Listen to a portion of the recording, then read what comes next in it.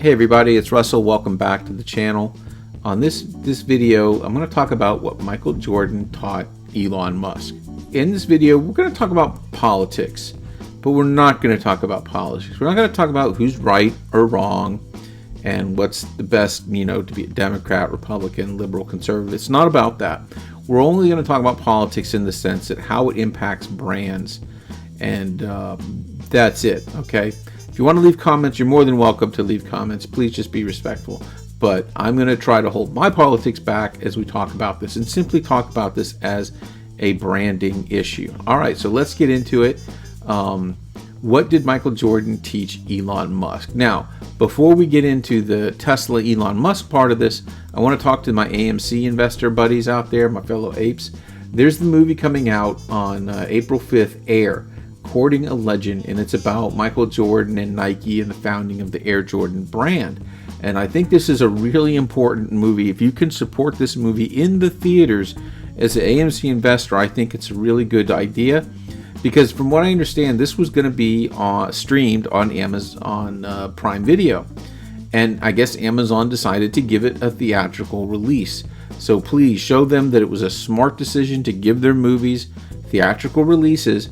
And if you have any interest in Michael Jordan, Nike, or business, brand management, try to check out this movie in the theater. I know it's not Transformers 4 or 20 or 50, but again, look how awesome the apes did going out and buying that AMC popcorn and putting it on Twitter and showing how strong that AMC ape army is and supporting our company. And I know this isn't, Air, the movie isn't an AMC brand necessarily, but it is going to be in AMC theaters, and it supports seeing movies in the movie theater. So check that out if you can. And now let's talk about the Tesla part of it. And we're going to talk about this because Michael Jordan is famous for saying, Republicans buy sneakers too. Now, how did this come about? Some of you may know, but if you don't, this came about because in 1990, there was a North Carolina Senate race. And it was between the Democrat was Harvey Gantt, who was the mayor of Charlotte, North Carolina, versus the Republican Jesse Helms, who was a long-serving senator from North Carolina, conservative, had supported segregation in the past. But these were the two candidates, and this was a pretty hot race. Now, Michael Jordan in the state of North Carolina was very popular because he had gone to the University of North Carolina. And there on the right, you see him shooting the game-winning shot in the 1982 National Championship. He was just a freshman at the time. And then after he graduated from North Carolina, he became an NBA, icon star in the early, late 80s, early 90s. And remember this VHS, Come Fly With Me, very popular. And he was an amazing brand. And they wanted him to get involved in the race, the Senate race, because he was such a superstar. And they thought if he supported the Democrat, Harvey Gantt, that would, maybe help Harvey Gantt win the race. But Michael Jordan stayed out of it. He didn't get involved, and Jesse Helms ended up, winning the race. I don't know if Michael Jordan had supported Harvey Gantt, if that would have helped. I can't imagine it would have hurt. But again, he had that famous quote, Republicans buy sneakers too. And Air Jordan, obviously very successful brand. And one kind of free from politics, to be honest with you. It's just about excellence and, being competitive and being at the top. That's what the brand's known for. So Republicans buy sneakers too. That famous quote, but there's something else Republicans do. Republicans also buy trucks. That if you looked at what the types of cars Democrats buy versus conservatives, Democrats tend to buy compact, fuel efficient electric vehicles, sedans, and Republicans tend to buy the big trucks, big SUVs. And that's just a reality, not for everybody, not it's not 100%, but it's true. And if you look at November 2019, Elon Musk debuted the Cybertruck to the world. And here was this futuristic looking electric truck that was, crazy. Now at the time, Elon Musk was still kind of the regular Elon Musk that we knew. The spaceman that sent up rockets, that helped, make electric cars cool. I don't think he was quite the conservative firebrand at this moment. and he introduces this crazy product, right? But sometimes when products are released, there's just fundamentals that they fail. Remember, New Coke just fell flat because people just wanted the old Coke. They didn't want the new Coke.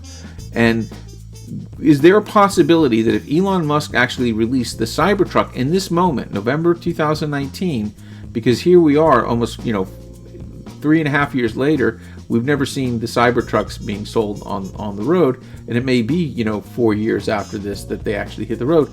But if it had come out at this point in time, would the conservative truck buyer, which is the biggest buyers of these trucks, would they just say, we're not buying this crazy looking liberal truck, forget it, it's not going to happen? And then Cybertrucks are not the sales winner that they could have been, right?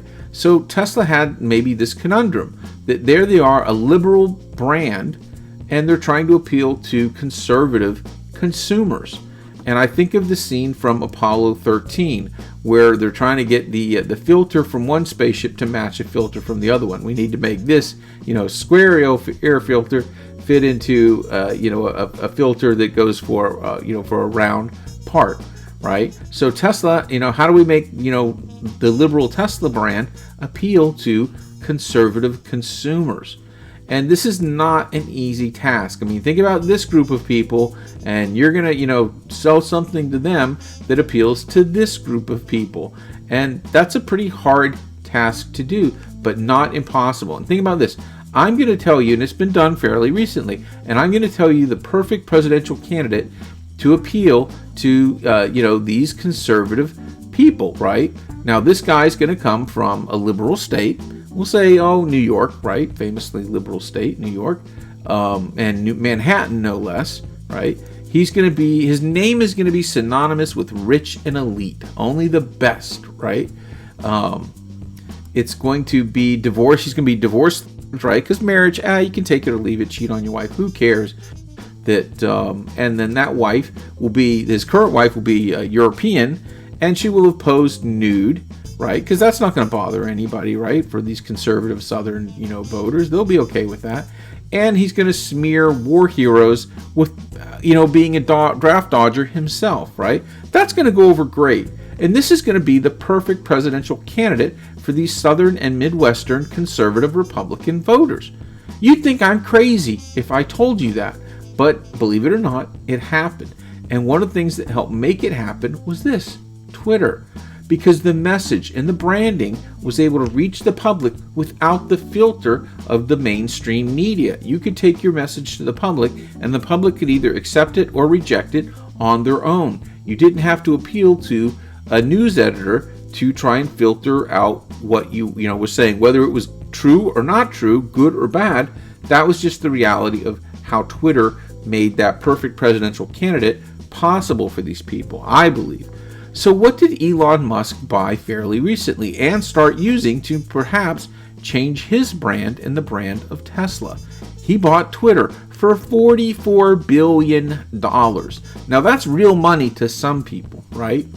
But now Twitter is his, and through all these crazy tweets that possibly offended people or hurt the liberal, the Democrat base that Tesla maybe had been selling to all these beginning years, he faced some backlash from that, but it won over a lot of conservatives.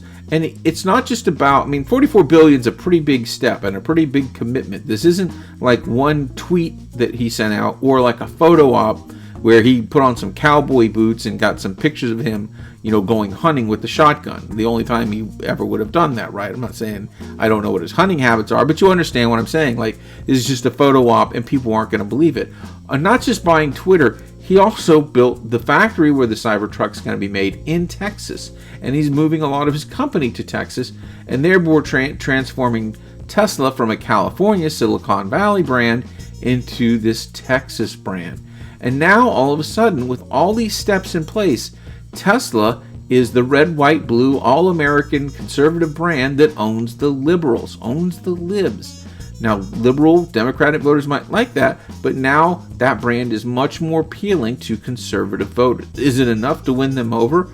I don't know. We'll see. But think about this. So now you have this huge investment in the Cybertruck, right? And you want to sell this for years and make a lot of money, and you're going to put up a lot of money to build this truck. The infrastructure it takes to produce this truck and distribute it is going to be huge. So now when these conservative voters look at a Cybertruck, they don't think California, they think Texas, where it's made. When they look at it, they don't think liberal, they think conservative. This is Elon Musk, who's on Twitter giving them hell, right? And they also think of the Tesla not as maybe an electric vehicle and saving the planet. They look at it as, hey, I'm bulletproof, MFer, and I will run your liberal butt down. Now, is this, I don't begrudge Elon any of his political feelings. I think some of those feelings may be genuine, but you can't help but think, did Elon Musk see the future and say, we have to change our brand?